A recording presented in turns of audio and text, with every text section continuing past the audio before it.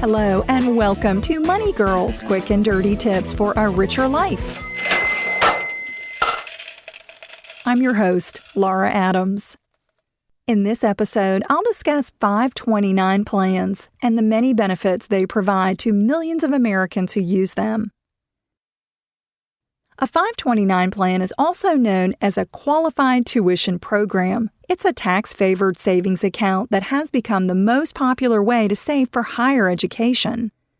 The idea is that you contribute money to the plan that can be used to pay for a student's qualified expenses at a specific eligible school. A 529 plan can be opened for any adult or child in your family or even outside of your family. 529s are generally categorized as either prepaid plans or savings plans. With prepaid plans, you can prepay all or a portion of the cost. If the student decides to attend a different eligible school, the funds can still be used for qualified expenses. However, depending on which plan you have, there may be a penalty for this transfer of funds. 529 savings plans, on the other hand, are similar to a retirement account where your contributions are invested in chosen mutual funds or securities. The account value will fluctuate based on the performance of the underlying investments. Either type of 529 plan can be set up by states as well as by eligible institutions. These include colleges, universities, vocational schools, or other post-secondary schools that participate in federal student aid. The school you're interested in can tell you if they're eligible to accept 529 funds and if they operate their own plan. But if they don't operate one, don't worry. Every state now has at least one 529 plan in which you can participate. Enrollment in a 529 can be done directly with the plan manager or through an independent stockbroker or financial advisor. Understand that each plan has different features and benefits, so it's important to do some research before enrolling in one. I'll include a link in the show notes at moneygirl.quickanddirtytips.com to a handy 529 plan comparison tool, as well as to a lookup tool for 529 eligible schools. Many people believe that if they contribute to a state 529 plan, that the student must attend a school in that state. In most plans, you can choose any school, no matter where you live or what state or institution manages the plan. You could live in California, invest in a Florida plan, but send a student to a North Carolina college. So don't fall for the misconception that a state-sponsored 529 plan is only for those who want to send a student to a state school.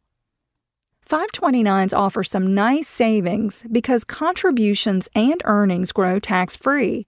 Funds in a 529 are taxed only if withdrawals from the account exceed the total amount of qualified education expenses. You may be able to receive some additional tax advantages if you invest in a plan sponsored by your home state. Another reason 529s are so popular is because they offer flexibility. You can roll over funds from one plan to another within 60 days without incurring a penalty. And the student or designated beneficiary can always be changed to another member of the beneficiary's family. So if the child you're saving for decides to become the next world champion poker player instead of going to college, no worries.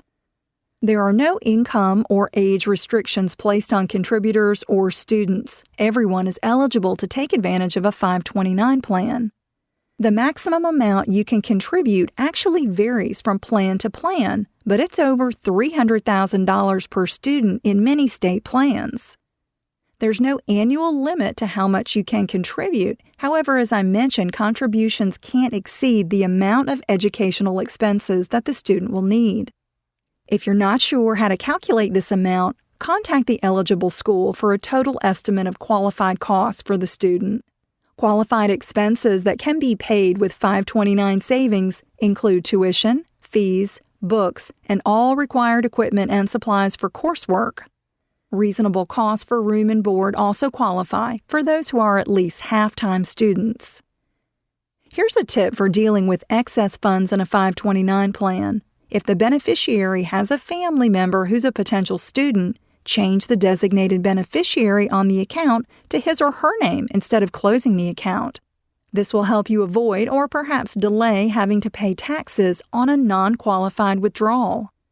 See IRS Publication 970 for a list of relatives who qualify as members of the beneficiary's family for this purpose.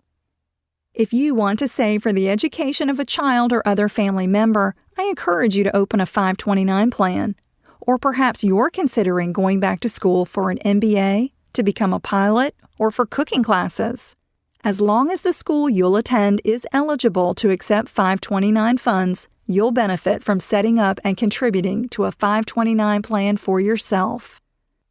I'm glad you're listening. If you're not already receiving the show through a podcast aggregator such as iTunes, I highly recommend that you do so.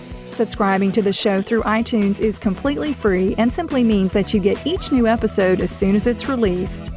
Cha-ching! That's all for now, courtesy of Money Girl, your guide to a richer life.